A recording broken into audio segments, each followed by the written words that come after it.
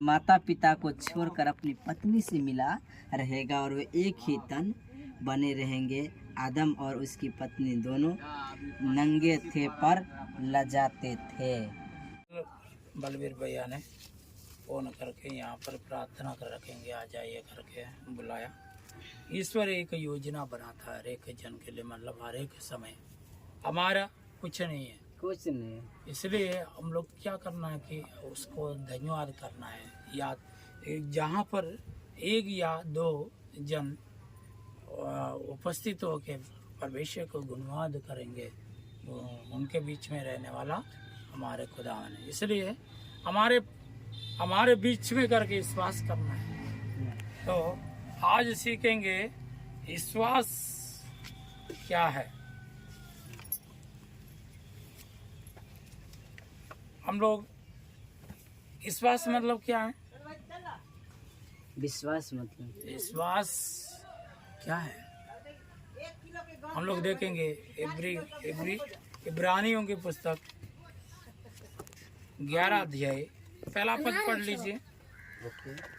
उसमें लिखा है स्पष्ट रूप में विश्वास का उसका परिभाषा क्या है। मलयालम में बता रहे हैं सर, लेकिन हमको मालूम नहीं है। ठीक है, हिंदी में पढ़ लीजिए एक बार। इब्रानी की पुस्तक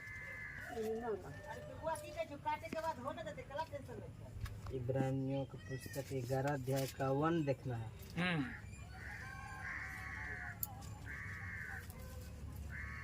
अब विश्वास आशा की हुई वस्तुओं का निश्चय है और अनदेखी वस्तुओं का प्रमाण है।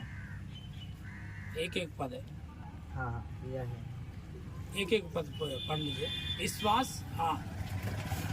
अब विश्वास की वस्तुओं का निश्चय और वस्तुओं का ये निश्चय है कि अनदेख जिसको हम नहीं देख सकते हैं, जिसको नहीं देख सकते वही विश्वास है। एक में आगे मालूम, मतलब जो नहीं देख पाएंगे ईश्वर देखेंगे, ईश्वर दिखाई देंगे नहीं, लेकिन ईश्वर है। हमारे एलिमेंट लेके आओ, हेलमेट ला दो। ईश्वर दिखाई नहीं देता है, लेकिन ईश्वर है या नहीं है करके विश्वास कर रहे हैं ना। वही है विश्वास। जो अनदेखी वस्तुओं को हम लोग विश्वास करेंगे वही बड़ी विश्वास है। समझ गया? तो इसी तरह हमारे विश्वास होना चाहिए। जो अनदेखी की वस्तुओं के लिए हम लोग खोजना चाहिए। परमेश्वर दिखाई नहीं देते, लेकिन हम लोग है करके हम लोग मानना चाहिए।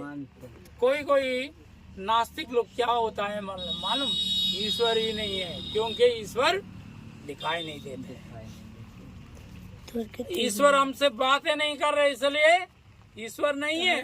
कहने वाला बहुत सारे, लेकिन हमारे बाइबल में कहता है, हमारे परमेश्वर के वचन में कहता है कि विश्वास, आपको विश्वास अनदेखी वस्तुओं का प्रमाण है। लेकिन हमें कहाँ तक ले जाइए। इसलिए हम लोग विश्वास करना है किस पर जो नहीं दिखाई देता है। 100 पूर गए। स्वर्ग दिखाई नहीं देगा, स्वर्ग दिखाई नहीं, लेकिन मरने के बाद देखेंगे। अभी दिखाई नहीं देंगे। नरक दिखाई देंगे नहीं, लेकिन है या नहीं है। शैतान है, दिखाई देगा नहीं, दिखाई नहीं देगा, लेकिन है। दुष्ट आत्मा है, दुष्ट आत्मा कहते हैं बुरी आत्मा। मतलब आत्मा दिखाई देगा नहीं, दिखाई देगा। परमेश्वर का रूप कैसे है? नहीं दिख सकते। परमेश्वर आत्मा है, परमेश्वर आत्मा। इसलिए उनको आराधना करने वाला आत्मा से और सच्चाई से करेंगे तो परमेश्वर। जो देखना चाहेंगे इस संसार में दिखाई नहीं देगा ईश्वर। ठीक है, जितना आजकल भी देखेंगे तो कोई भी गूंगा है तो ईश्वर की महिमा के लिए। कोई अरे मेरा बेटा ऐसी बनाए, ईश्वर ने बनाया, इसलिए अन्याय किया। ईश्वर ने अन्याय बनाया। धन्यवाद हो। जैसा भी बना है परमेश्वर की महिमा के लिए बना है। जैसे भी हमारी स्थिति, लेकिन परमेश्वर महिमा के लिए, है ना?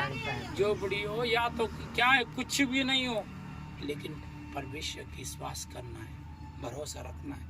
वही हमारा भरोसा रखना ही विश्वास है। तो हमारे विश्वास किस पर होना चाहिए? परमेश्वर की वस्तु पर होना चाहिए। समझ गया? हम लोग कभी कभी देखूंगा तो मानूंगा, हाँ नहीं तो नहीं नहीं मानूंगा। मतलब विश्वास है वो नहीं है। इसलिए हमारा विश्वास कैसे होना चाहिए? हम देखी वस्तु पर। पहला थोड़ी दिन के लिए है, ये घर थोड़ी दिन के लिए है, उसके बाद ये खंडार हो जाएगा, हाँ, है ना?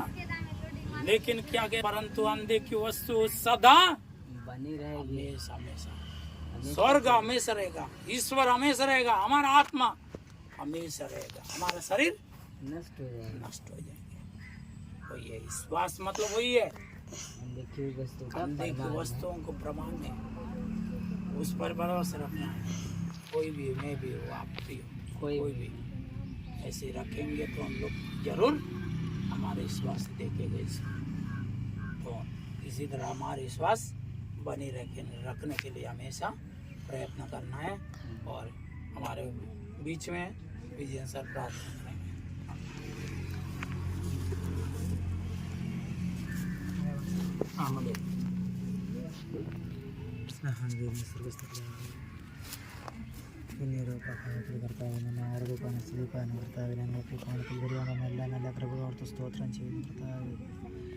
നിലോകം മനസ്സൂഹിക്കുമ്പോൾ പാടുമ്പോൾ മഹത്വപ്പെടുത്തുമ്പോൾ കർത്താവ് ഞങ്ങൾക്ക് ദൈവമേ ഈ സംസ്ഥാനങ്ങളുടെ പ്രദേശത്ത് ഈ ഭവനങ്ങളിൽ ഈ ഭവനത്തിൽ വന്നിരുന്ന കർത്താവ് നിന്റെ സുവിശേഷത്തെ കുറച്ച് ഘോഷിപ്പം തന്നെല്ലാം നല്ല കൃപയോട് സ്തുതിക്കുന്നു കർത്താവ്.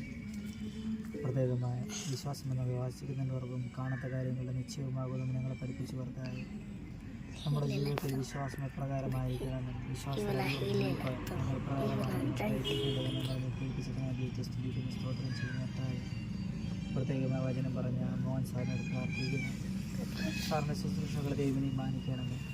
ദൈവനെ സമസ്തപൂർണ്ണ പ്രദേശ കർത്താവ് നിൻ്റെ വയൽ പ്രദേശത്ത് നിൻ്റെ ശുശ്രൂഷ ദൈവം നിൻ്റെ മകൻ അറിയിക്കുമ്പോൾ കർത്താവ് ചേർന്ന് പക്ഷം ചേർന്ന് ജീവിക്കാൻ നിൻ്റെ മകനെ ഇടയാക്കണമേ. കുടുംബമായ ദൈവം അനുഗ്രഹിക്കണമേ. സഹോദരങ്ങളെയും കുടുംബങ്ങളെയും പ്രാർത്ഥിക്കുന്നവരൊക്കെ അനുഗ്രഹിക്കണമേ. ആയിരിക്കുന്ന സ്ഥാനത്ത് നിൻ്റെ കൃപയും മഹിമയും കൂടുതൽ അനുഗ്രഹിക്കാൻ ഇടയാക്കണമേ. പ്രത്യേകം ഞങ്ങളുടെ അയക്കുന്ന ബൽവീർ ബൈർത്ത് പ്രാർത്ഥിക്കുന്ന അനുഗ്രഹിക്കണമേ. ദൈവമേ, ഉള്ള പരിമിതികൾ കർത്താവ് നിന്നെ സ്തുതിപ്പാണ്, നിന്നെ ആരാധിപ്പാണ് ദൈവമേ, നിന്നോട് വാഞ്ചിപ്പാണ് ദൈവം, നിൻ്റെ മകനെ ആഗ്രഹിക്കുന്ന കർത്താവ് നിന്നെ കൂടുതലായിട്ട് ഉപയോഗിപ്പാൻ ദൈവം ഇടയാക്കാൻ ഞങ്ങൾ അപേക്ഷിക്കുന്നു കർത്താവ്. കുടുംബക്കാരെ പ്രാർത്ഥിക്കുന്നു, ദേശനിവാസികളോട് പ്രാർത്ഥിക്കുന്നു.